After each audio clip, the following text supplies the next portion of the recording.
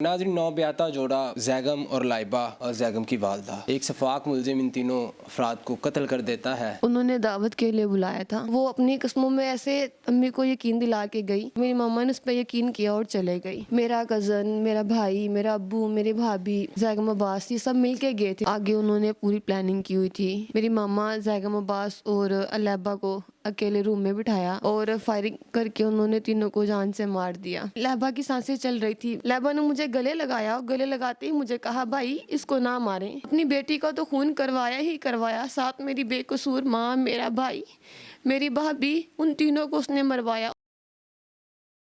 अस्सलाम वालेकुम, मैं हूं रेहान हैदर और आप देख रहे हैं डिजिटल रंग। नाज़रीन, नौ ब्याता जोड़ा जैगम और लाइबा और जैगम की वालदा एक शफाक मुलजिम इन तीनों अफराद को कत्ल कर देता है। अभी वो ज़ेरे हिरासत है। आपने उसकी भी वीडियो हमारे चैनल पर देखी।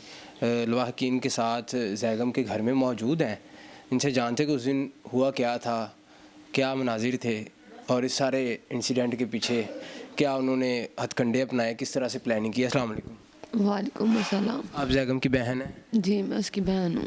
तो बहन, मुझे बताइएगा कि उस दिन क्या हुआ था जब आपकी वालदा जैगम और आपकी भाभी उस घर में जाते हैं। उन्होंने दावत के लिए बुलाया था।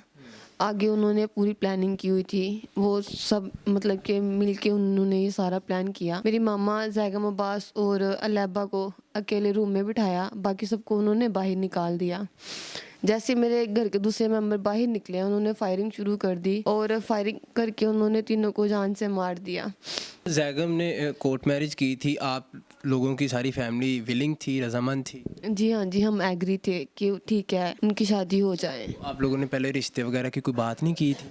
जी, 4 से 5 दफ़ा रिश्ता हम लोगों ने उनकी तरफ मतलब भेजा था। अम्मी खुद लेके गए थे। उसकी मामा भी आते थे। बातचीत थी, उनको भी पता था, हमें भी पता था।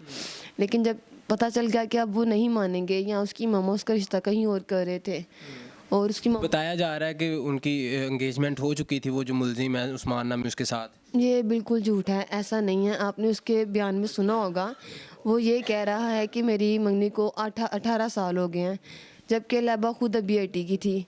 तो पैदा होते ही माँ बाप तो मंगनी नहीं कर देते। उसके बाद उसने दूसरा ये पॉइंट बोला हुआ है कि 3 साल पहले मुझे इस चीज़ का इल्म हुआ। मैं सोचती हूँ कि चाहे मैं हूँ, चाहे कोई इंसान भी है, जब हम अपनी आंखों के सामने मौत का मंजर देखते हैं, थोड़ी सी तकलीफ़ हो तो हम फ़ौरन से सच बोलते हैं, हम झूठ नहीं बोल सकते हम। जबकि उस्मान के बयान में उस्मान ने ये कहा है कि जब मैंने अब्बास को लैबा के सामने मारा, लैबा ने मुझे गले लगाया और गले लगाते ही मुझे कहा, भाई इसको ना मारें। मैं सोचती हूँ कि जब एक लड़की के साथ रिलेशनशिप हो और वो जब अपनी मौत को इतने करीब से देख रही हो, तब भी वो अपने मंगेतर को भाई कैसे कहेगी। ये सिर्फ उन्होंने झूठ बोला है और अपने केस को गैरत का नाम देने के लिए उसने उसको अपना मंगेतर बताया है, जबकि वो उसका मंगेतर नहीं है। तो उस दिन लाइबा की वालदा आपके घर आई थी बुलाने सारी फैमिली को? जी हाँ जी, उसकी मामा हमारे घर फर्स्ट टाइम ही आए थे उसी दिन जुमेरात को सुबह के टाइम। तो मेरी मामा को काफ़ी एग्री किया उन्होंने और अम्मी ने ये भी कहा कि लैबा भी राज़ी नहीं है। वो कहते हैं मामा पे ट्रस्ट ना करो। अम्मी ने भी कहा कि मुझे सब कहते हैं कि नहीं जाना चाहिए, इतनी जल्दी सुलह के लिए एग्री नहीं होता कोई भी। लेकिन उसकी मामा ने फिर कुरान की कसम उठाई, वैसे कस्में उठाई, मुझे अल्लाह रसूल गर्क करेगा अगर मैं कुछ बुरा करूँगी। तो वो अपनी कस्मों में ऐसे अम्मी को यकीन दिला के गई कि मेरी मामा ने उस पर यकीन किया और चले गई। कौन कौन साथ गया था? मेरे घर के मेंबर्स थे, दूसरे भाई थे मेरे, वो एक मामू है मतलब कि अम्मी के कज़न, मेरा कज़न, मेरा भाई, मेरा अब्बू, मेरी भाभी, जैगम अब्बास, ये सब मिल के गए थे मतलब के।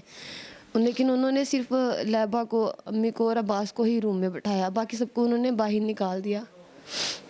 तो जब ये सारा इंसिडेंट हो गया तो जो लाइबा की वालदा थी वो कहाँ गईं और उन्होंने क्या बातचीत की? उनसे कोई बात नहीं हुई? आप हमारी कोई बात नहीं उनसे हुई, लेकिन जैसे ही उन्होंने मतलब कि ये प्लानिंग कर ली, सबसे पहले जो उस्मान है उसने बाहर निकलते ही फायरिंग की और दूसरे बंदे पीछे निकले।